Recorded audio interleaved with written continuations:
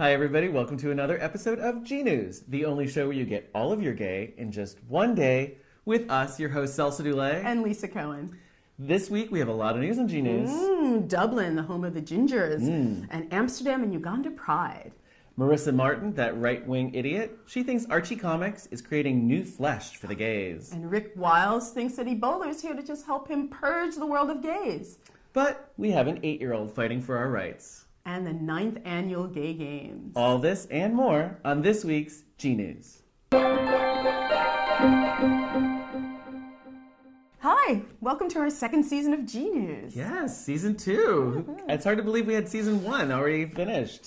So we left you guys on episode 18 with the end of season 1, and we took a little bit of a break. I'm sure you've noticed and missed us. Welcome back. Thank you, yes. Chris and I went to Dublin and Amsterdam. Home of the Gingers. Yes, that's not exactly why we went, but it was a plus. We missed Dublin Pride, though, because it coincides with San Francisco Pride. It's the exact same day. So my friends felt bad. They threw us a gay day. Oh, that's nice. We did all of the gay things. We went to the gay bars and did gay shops and gay restaurants. But they also introduced us to Miss Panty Bliss. Oh, right. Right. Yes. Miss Panty Bliss is a drag queen in Dublin. She was on a news show to talk about politics and what have you. She called a couple of people homophobic. So they sued. The network gave them money, and she hasn't been allowed back on the show. And they're going after her now. Yes. As well, for just calling it as, as it is. Right. Like, yeah. So Dublin has a big theater district, and at the end, the closing of one of their big shows on one of their main stages, they invited Miss Panty Bliss on to have a few words. And it's eloquent, it's beautiful, it's powerful. I have the video here for you on our channel. If you're watching on YouTube, just go down to the channel. If you're watching on Facebook, then go to our Glitterbomb TV page, and you can find it in the video section. But you have to watch it. It's a must. She is amazing. She talks about some very important things about homophobia that we all live with, not just those right-wing people that are trying to take rights away from us, but ourselves. Ourselves. Yeah, She's so it's poignant really about powerful. that. Yes. And there's a picture, obviously, you can see the picture now of Miss Panty and me. So we're gonna make it back to. I know. So we're gonna make it back to Dublin again and see Miss Panty again and spend more time in Dublin because it was really a beautiful city. We're going down to like the downtown area of Dublin and just do some shopping and do whatever. Let's go by my friend's shop. He's a jewelry designer. Ooh, so yeah, we're gonna. I know. Yeah. So I said yes in like half a second. And that long. I know, it's remarkable. It took half a second. Dang. Next thing you know, we're designing our wedding rings, my husband and I. We had rings as kind of like placeholder rings. Okay. We were waiting to get the real rings. Are you going to share the design? We will share the designs when they're done, but Pierce is busy right now making them. So thank you, Pierce. Pierce Haley. I'll put his information below so you can go to his website. He's an amazing artist, and he is beautifully and carefully taking care of our wedding rings. So that was really wonderful to know that we have another piece of Dublin that stays with us forever. Then we went to Amsterdam. Oh, Pride! For Amsterdam Pride. Ooh, yeah, it was flag. so much fun. You're seeing the photos now. They actually have the parade on a canal. And one of the things you had mentioned is that it was just fun. It was just, everyone was just so happy. Yeah. I mean, we have fun here, but it seems like there was a huge difference. It was just, there was so much joy. Everybody was just full of joy. It was really fun. And they're all gorgeous, by the way. They're all like 9 feet tall, blonde, skinny, and gorgeous. Kind of hate them a little. Look at the photos. And a shout out to Nikki and Ilsa. They befriended us on our way up to the festivities, and they stayed with us the whole day, so it was fun. So we made 2 friends. And that wasn't the only Pride. Uganda celebrated its 3rd annual Pride. Yes, they were able to do so because a recent anti-gay law that only went into effect about 5 months ago was deemed invalid based on a technicality. Though they're trying to bring it back. They are. But in the interim, they were able to have their 3rd annual Pride. Look how beautiful. That look at those smiles. Look at Lesbian activist Jacqueline Kasha said, "We're a group of people who suffered enough. We are Ugandans and we have the right to gather in a public place and we're going to have fun." The pictures you're seeing are from the AP's Rebecca Vassie, and she is clearly talented. She's really captured not only the spirit of the people, the heart of the people there, but also the spirit and the heart of the event. Yes. So, oh, this is just wonderful. Look at those. We're really happy for Uganda right now, and I hope many more prides to come. Go Uganda. Hang in there. Archie Comics. Archie Comics. I loved Archie Comics. Grew up with Archie Comics. I Yeah. had heaps of them. I guess that's why I'm gay. Because Marissa Martin, another right-wing crazy person, coming and talking to us about how everything's going down hell in a handbasket. This woman, who writes for the WebNet Daily Show, says that, I'm quoting, liberal bigotry from Archie Comics is quite clear. That they're fabricating a homosexual hero merely to propagandize certain sexual proclivities via children's comics. Whoa. That's a lot of big words. For an idiot. For an idiot. Oh my God. She's referring to the new storyline that they're coming out with where Archie gets killed off by saving his gay friend. She doesn't believe that a straight person and a gay person, that they can be friends. And actually she says, and I quote, "How many straight guys have a gay best friend anyway?" She says, thanks to public education, the tireless campaigning of Planned Parenthood, and self-interest work of the LGBT groups who do not wish to run out of new flesh, your children and grandchildren will be much more sexually sophisticated and curious. Thanks to Archie Comics. Well, maybe Marissa should get together with Rick. Oh, Rick Wiles. We're talking about Ebola. Christian right activists. I mean, he decided, first he said Ebola was President Obama's fault. That President Obama was spreading the disease to further his political cause. Mm-hmm. And now he says that it's a good thing. Mm-hmm. So he's changed his tune. Oh, yes. He thinks Ebola is great because it's going to help us eradicate homosexuality. Not just homosexuality. No. He actually says atheism, sexual promiscuity in general, pornography, and abortion. Mm-hmm. Wow, Ebola is pretty smart. Oh my gosh, just knows what to do. You. But not you. No, not you. These people are just disgusting. I cannot believe that they're going to pick a disease like this and use it to help further their ridiculous hatred. They need to take lessons from a cute little 8-year-old.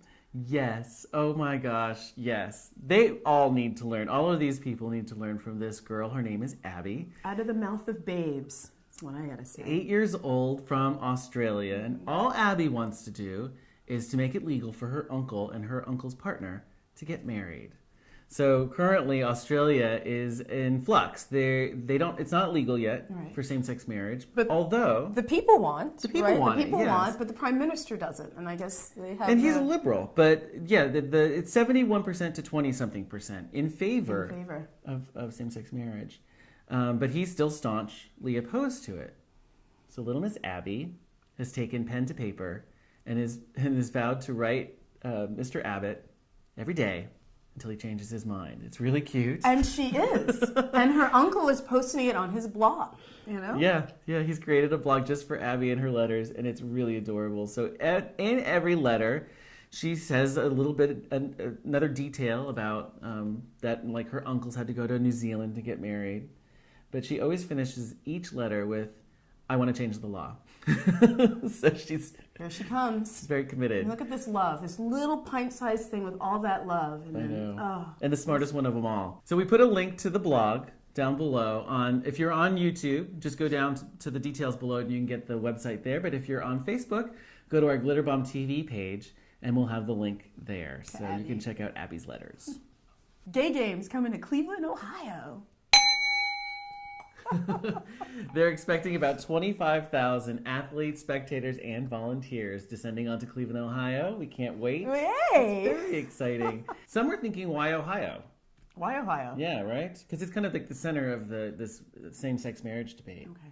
But that's exactly why they chose Ohio. Co-chair of the games, Steve Sokony, said that the city was a good place to change minds.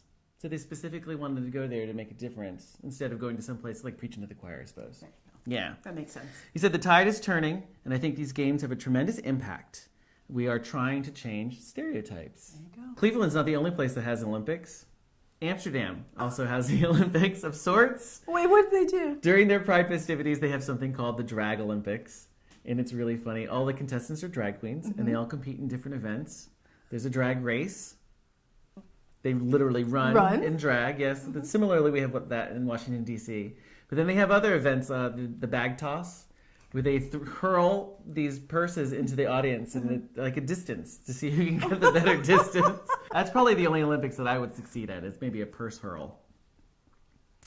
But, you know. I love it. I love that. That's beautiful. So getting back to the gay games in Cleveland, it's not just the location there in Cleveland, Ohio that's significant.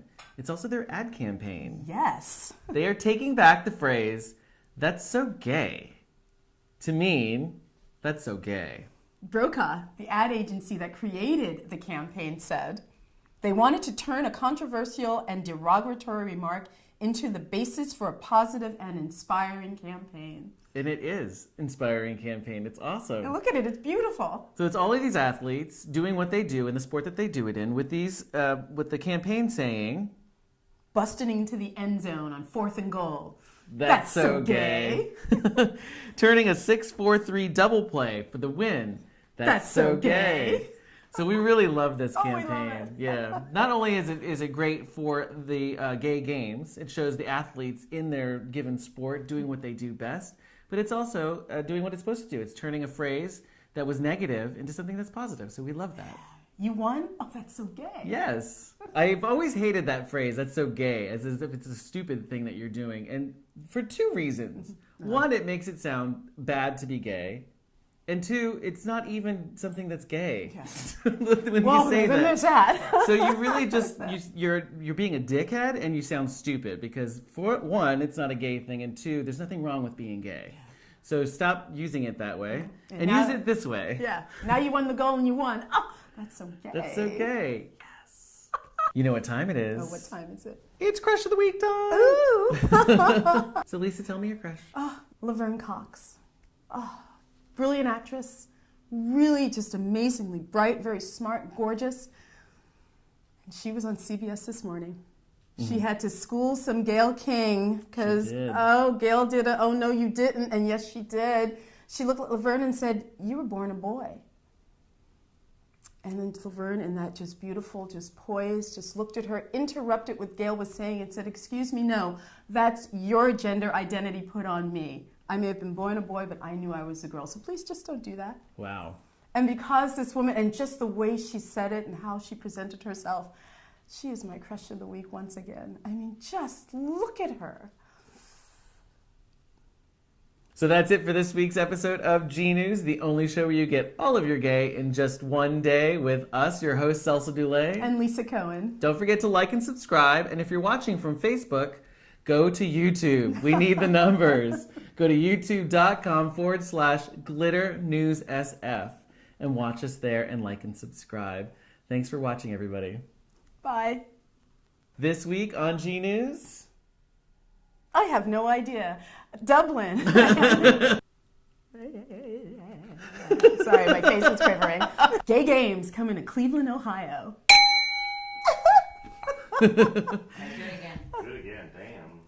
Gay games coming. Wait, I'm not ready. You gotta sorry. wait for me, bitch. I'm sorry, I'm not even looking. Gay games coming to Cleveland, Ohio.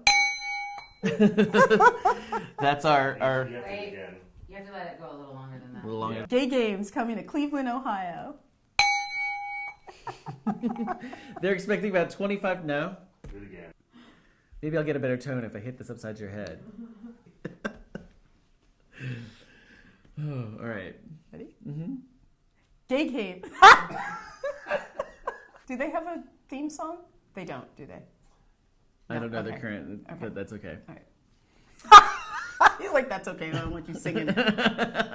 Clang, clang, clang. That's not the right Oh tune. my Ding, God. ding, ding, ding, ding, ding with the trolley. Clang, clang, clang with the bell. Stop. All right, drink. All right, bring it down. Bring it down. All right.